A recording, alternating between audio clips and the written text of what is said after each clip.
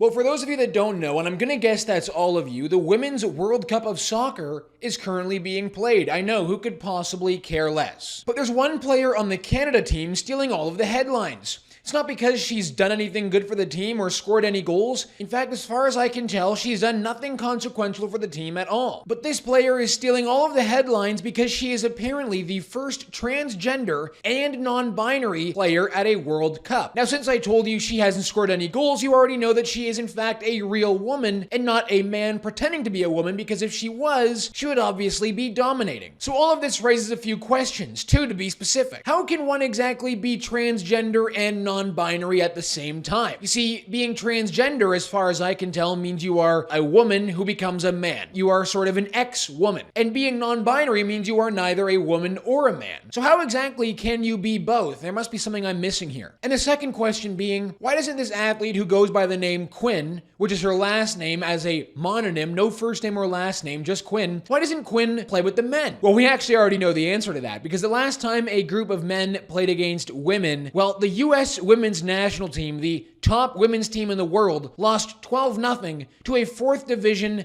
English men's team. 12-0. Now, without realizing it, Quinn and the rest of the legacy media parading her around as a barrier-breaking champion for the LGBT community have just exposed the absurdity of the transgender athlete's nonsense. Quinn's refusal to play in the men's game, despite calling herself a transgender athlete, makes it clear that men who put on a wig and call themselves women just to compete in women's-only sports leagues are obviously at a ridiculously unfair advantage. Because the first time that we see a woman who claims to be a man, well, all of a sudden, she's no longer playing with the men. Leave it to the progressives to expose themselves. It was always just a matter of time. Drop a like in the video, help us out by subscribing to the True North YouTube channel, and the comment question is this: should we ban transgender women, actual men, from competing in women's only sports? Let me know in the comments, and let's get into it. It goes without saying, of course, that had the Canadian national soccer team, the legacy media, and even Quinn herself not made her transgender identity such a big part of this story, well, we obviously wouldn't be talking about it. But of course, everyone had to make it a key part of the Canadian national team at the World Cup. They've also had to use it to advance their political message. For example, take a look at this Daily Mail puff piece, written as if it were a news story, but in reality, it's nothing more than an advertisement for this athlete. Take a look at this. It is both heartwarming and inspiring that not only does Quinn feel comfortable to come out, but they are clearly motivated to be a role model for younger people who are looking up to trans and non-binary individuals in society. Trans athletes have regularly been criticized in the media over recent months and years, while significant legislation has been passed across the United States in relation to trans people. Yeah, legislation to protect women's sports, so that men don't get to take scholarship opportunities and endorsement opportunities away from real women when those men weren't even good enough to make it in the men's league. Just look at Leah Thomas, the swimmer. And after the Daily Mail puts Quinn up on the pedestal as a barrier-breaking champion, the article goes straight into politics. The most vulnerable populations are trans kids, trans people of color. They've been weaponized for political gain, and this has been a really targeted and diligent approach to create this narrative. The progression of trans rights in society isn't linear right now, but I think at the end of the day, it's something that's going to persevere and is going to come out on top. Take a look at this Bell Media documentary about Quinn's coming out as a transgender athlete, which of course is not really about Quinn, but really about pushing the narrative that transgender women, that men should be able to compete in women's sports. Take a look at this. More often than not, Quinn, who now plays professional soccer in Seattle for the OL Reign, faces a different reality. This week, the Justice Department said the order is an attack on the LGBT community. They created state-sponsored discrimination against transgender individuals. Stakes are high as the government... Intimidation and violence against those who identify as gay and transgender is spreading. Last year in the United States, there were at least 12 times as many anti-LGBTQ incidents documented as in 2020. It has become routine for critics to say that allowing transgender athletes to compete on teams matching their gender identity will destroy girls' sports. Yeah, Bell Media really wants you to think that transgender women, men, competing in women's sports won't destroy women's sports. They want you to think that you're crazy to think that, of course. Thankfully, after several years of the trans insanity, World Athletics and other organizations have banned transgender athletes from competing against women. Because frankly, what's even the point of calling it sports if there's no actual competition involved? Several organizations have made the move to ban transgender athletes from competing in women's sports, but not all organizations. Take, for example, the Canadian Powerlifting Union, which allows men to compete in the women's powerlifting categories. You see, a man who claims to be a woman, who goes by the name Ann Andres, previously held the Alberta 84-kilogram bench press record. Now that I can compete as female, I'm ready to smash the other girls. Now, in an attempt to expose the absurdity of what's been going on in powerlifting, Canadian powerlifting coach Avi Silverberg decided to declare himself as a woman, enter this powerlifting competition, and take the Alberta powerlifting record away from Ann Andres and hold it for himself. What makes no sense at all is that Quinn and the rest of the legacy media are trying to use her specific case as a reason why men should be allowed to compete in women's sports. It doesn't make any sense at all. That's because no one actually takes issue with a woman competing in the women's game. But if you are going to be transgender, shouldn't the rules apply evenly to both sides of the transgender argument? If you claim to be transgender and are no longer a woman, why do you get to compete in the women's game? Well, the only justification we can come up with as to why Quinn plays in the women's game is because if she did play in the men's game, never in a million years would she make it to the World Cup. And that's not us dunking on Quinn. She's probably an incredible soccer player, but she's not as good as professional men. In fact, she's probably not even as good as 15-year-old boys. I say this because in 2017, the Australian women's national team lost 7-0 to a under-15 boys team. And the US women's national team back in 2017 as well played another U15 boys team and lost 5-2. The best women's team in the world lost 5-2 to a group of 15-year-old boys. But perhaps the most hilarious example of the skill difference between men and women on the pitch has to be what happened when Wrexham AFC, a 4th Division English football team, played against the US women's national team on a 7-a-side game and lost 12-0. They got mercy ruled out of the game.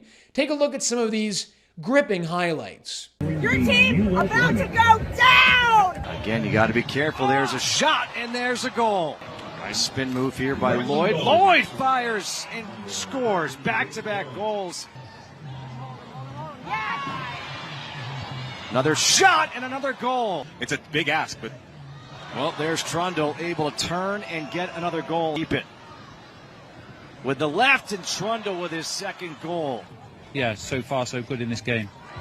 So far so good. Another goal. Trundle got a hat trick.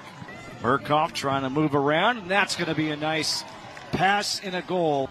Murkoff takes that shot with the left, and Murkoff is able to get one by Lindsey Harris. To make that perfect contact. And that was perfect contact, a nice feed. Jarvis, there it is. 12-0, Wrexham defeats the U.S. women. But like I said, we're talking about two different things here. We're talking about men competing against women, or in that case, boys against women. And then we're talking about a woman competing against other women who claims to be a man. There's absolutely no competitive advantage that Quinn has on the pitch. But take this ridiculous story from outside of Toronto as an example of the sheer insanity we're still living with. A man who apparently claims to be transgender but isn't even trying to look transgender, no wig, no fake prosthetic breasts, no nothing, just look like an actual man who uses the name Ash, plays for a women's rugby team and absolutely wrecks the other team that he's playing against. Obviously, right? This man is 5'10 and weighs 220 pounds and is trucking these women on the field. One woman, asked by Joe Warmington in the Toronto Sun, wrote this about playing against Ash on the rugby field. I've never been hit like that before, even at the competitive women's level. There was so much more brute force. There are women who are bigger than him, but no girl hits like that. This is a strong human. And yesterday, our friend at Rebel News, David Menzies, went down to one of these rugby games and asked this Ash character what he makes of hitting women on the rugby field, if he is proud of himself for playing against women instead of the men like he's supposed to. Take a look at some of this hilarious coverage and also notice the reaction that he gets from the other teammates of Ash, desperately trying to protect Ash from having to face the public. It's as though they don't care because, of course, having a man on their women's rugby team puts them at a significant advantage. Hey, Mr. Davis, Ash, why are you doing this? I'm David Menzies, Rebel News. Hi. No, you're not really a part of this. We're having a team chat now. Okay, so I'm just trying to ask some questions, ma'am. but this is not the appropriate time for that. Why are So you it's allowing a not- biological male to compete against female I'm players? not going to have a conversation with Okay, you. well, I'll talk to Ash then. Ash, do you take joy in injuring female rugby players? Are you lacking the skills to play with male players where you should be? You're a biological male, aren't you? I got you. Mr. Ash, are you a misogynist? Mr. Ash, the governing body for rugby, World Rugby, says men should not compete. Trans lives matter. Wow, really? All lives matter. All lives matter. All lives matter. Human rights matter. You don't have a problem. You can leave now. Yeah, thank you, sir. Issue. Yeah, thank you. This is a human rights issue. Oh, okay then. We live in Canada. All rights, human rights for everybody.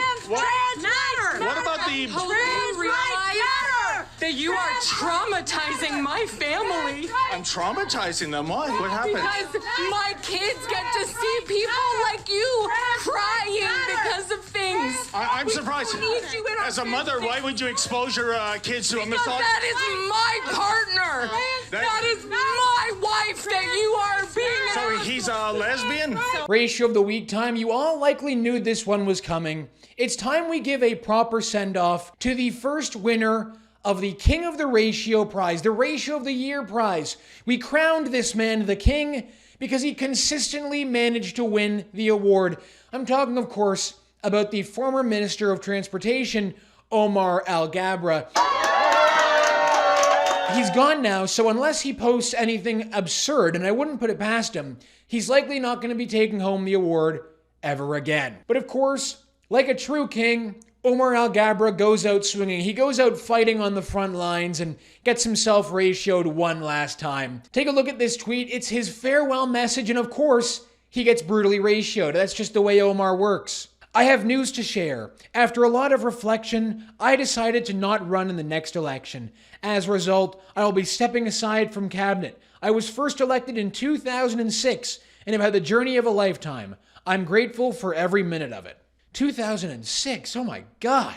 4,291 replies to only 2,666 likes.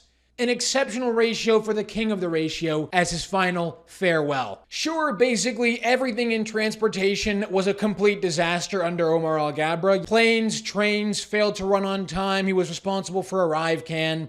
He was responsible for introducing the vaccine passport on truckers. Basically everything that could go wrong in transportation did go wrong under his watch. But at least the one thing you can say is that he did provide us with some great entertainment on Twitter. Kirk responds, I quit before I got demoted. Thank goodness. Viva Fry doesn't mince words. Good riddance to bad rubbish. The damage you have done to Canada will take decades to repair. And Tom Marazzo, one of the organizers of the Freedom Convoy, you knew they had to come in with some good commentary here.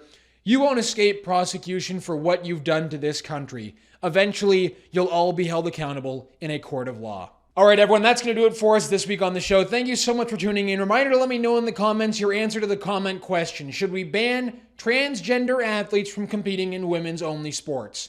Let me know in the comments. My name is Harrison Faulkner, and this is Ratio.